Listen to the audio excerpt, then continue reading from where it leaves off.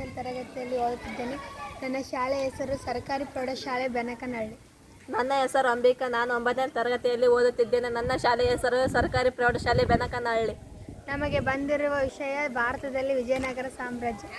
ವಿಜಯನಗರ ಸಾಮ್ರಾಜ್ಯ 1804-1336ರಲ್ಲಿ ಸ್ಥಾಪಿಸಿದ. ವಿಜಯನಗರ ಸಾಮ್ರಾಜ್ಯದ ರಾಜ್ಯ ಲಾಂಛನ ವರಹ.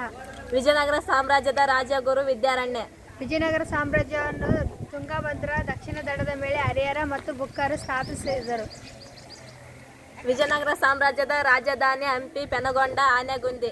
ವಿಜಯನಗರ ಸಾಮ್ರಾಜ್ಯದ ಪ್ರಸಿದ್ಧ ದೊರೆ ಕೃಷ್ಣದೇವರಾಯ. ವಿಜಯನಗರ ಸಾಮ್ರಾಜ್ಯದ ಕೊನೆಯ ದೊರೆ 3ನೇ ಶ್ರೀರಂಗ. ವಿಜಯನಗರ ಸಾಮ್ರಾಜ್ಯವನ್ನು 4 ರಾಜ್ಯ ಮನೆತನಗಳು ಆಳಿದವು. ಅವುಗಳೆಂದರೆ ಸಂಗಮ ಸಂತತಿ, ಸಾಳುವ ಸಂತತಿ, ತುಳುವ ಸಂತತಿ, ಅರವೀಡು ಸಂತತಿ. ಧನ್ಯವಾದ. ನನ್ನ ಹೆಸರು ಪಾರ್ವತಿ, ತಂದೆ ಅಂಬರೀಷ. 9ನೇ ತರಗತಿಯಲ್ಲಿ ಓದುತ್ತಿದ್ದೇನೆ. ನನ್ನ ಶಾಲೆಯ ಹೆಸರು ಸರ್ಕಾರಿ ಪ್ರೌಢಶಾಲೆ ಬೆನಕನಹಳ್ಳಿ. ನಾನು ಪ್ರಿಯಾಂಕಾ, ತಂದೆ ಪರಮನಗೌಡ. 9ನೇ ತರಗತಿಯಲ್ಲಿ ಓದುತ್ತಾ ಇದ್ದೇನೆ. ನಮಗೆ ಬಂದ ವಿಷಯ ಭಾರತದಲ್ಲಿ ಕಾರ್ಕೋಟ ಸಾಮ್ರಾಜ್ಯ. ಕಾರ್ಕೋಟ ಸಾಮ್ರಾಜ್ಯವು 625ರಲ್ಲಿ ಸ್ಥಾಪನೆಯಾಯಿತು. ಕಾರ್ಕೋಟ ಸಾಮ್ರಾಜ್ಯವನ್ನು ರಾಜ ದುರ್ಲಭವರ್ಧನನು ಸ್ಥಾಪಿಸಿದನು. ಲಲಿತಾದಿತ್ಯ ಮುಕ್ತಪೀಡ ಭಾರತದ ಕಿರೀಟದಂತಿರುವ ಕಾಶ್ಮೀರ ಆಳಿದ ಕಾರ್ಕೋಟ ರಾಜವಂಶಸ್ಥ.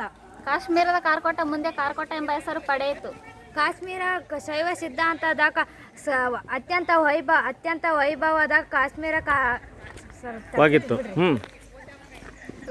ಲಲಿತಾದಿತ್ಯ ಕಾರ್ಕೋಟ ಸಾಮ್ರಾಜ್ಯದ ಮೇರೆಗಳನ್ನು ಚತುರ್ದಶಗಳಿಗೂ ವಿಸ್ತರಿಸಿದ ಕೀರ್ತಿ ಇವನಿಗೆ ಸಲ್ಲುತ್ತದೆ.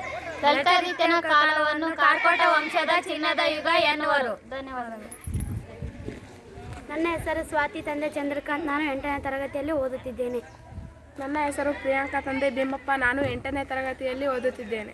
ನನ್ನ ಹೆಸರು ಐಶ್ವರ್ಯ, ತಂದೆ ಅಯ್ಯಣ್ಣ. ನಾನು 8ನೇ ತರಗತಿಯಲ್ಲಿ ಓದುತ್ತಿದ್ದೇನೆ. ನಮ್ಮ ಶಾಲೆಯ ಹೆಸರು ಸರ್ಕಾರಿ ಪ್ರೌಢಶಾಲೆ ಬೆನಕನಹಳ್ಳಿ. ನಮಗೆ ಬಂದ ವಿಷಯ ರಾಜ್ಯಗಳು. ನಮ್ಮ ಭಾರತ ದೇಶವು 29 ರಾಜ್ಯಗಳನ್ನು ಒಳಗೊಂಡಿದೆ ಹಾಗೂ 9 ಕೇಂದ್ರಾಡಳಿತ ಪ್ರದೇಶಗಳನ್ನು ಒಳಗೊಂಡಿದೆ. ಭಾರತ ರಾಜಧಾನಿ ನವದೆಹಲಿ. ಭಾರತವು ಪುಣ್ಯಕೋಟಿಯಾಗಿದೆ.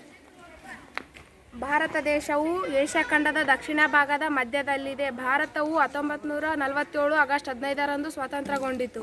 ಭಾರತವು ಮುಂದುವರೆದ ದೇಶವಾಗಿದೆ. ಭಾರತವು ಚಂದ್ರಯಾನ 3ಯನ್ನು ಯಶಸ್ವಿಗೊಳಿಸಿದೆ. ಭಾರತವು ಅನೇಕ ಮಹಾನ್ ವ್ಯಕ್ತಿಗಳಿಗೆ ಜನ್ಮ ನೀಡಿದೆ. ವಿಶ್ವದಲ್ಲೇ ಭಾರತವು ಮುನ್ನಡೆಯುವುದು ನಮಗೆ ಹೆಮ್ಮೆಯ ವಿಷಯವಾಗಿದೆ. ನನ್ನ ಹೆಸರು ಬೇಬಿ. ನನ್ನ ತಂದೆ ಹೆಸರು ನಾಗರಾಜ. ನಾನು 8ನೇ ತರಗತಿಯಲ್ಲಿ ಓದುತ್ತಿದ್ದೇನೆ. ನನ್ನ ಹೆಸರು ಐಶ್ವರ್ಯ. ನನ್ನ ತಂದೆ ಹೆಸರು ಶಿವಾನಂದ. ನಾನು 8ನೇ ತರಗತಿ ಓದುತ್ತಿದ್ದೇನೆ. ನನ್ನ ಶಾಲೆಯ ಹೆಸರು ಸರ್ಕಾರಿ ಪ್ರೌಢಶಾಲೆ ಬೆನಕನಹಳ್ಳಿ. ನಮಗೆ ಬಂದಿರುವ ವಿಷಯ ಅಶೋಕನ ಸಾಮ್ರಾಜ್ಯ.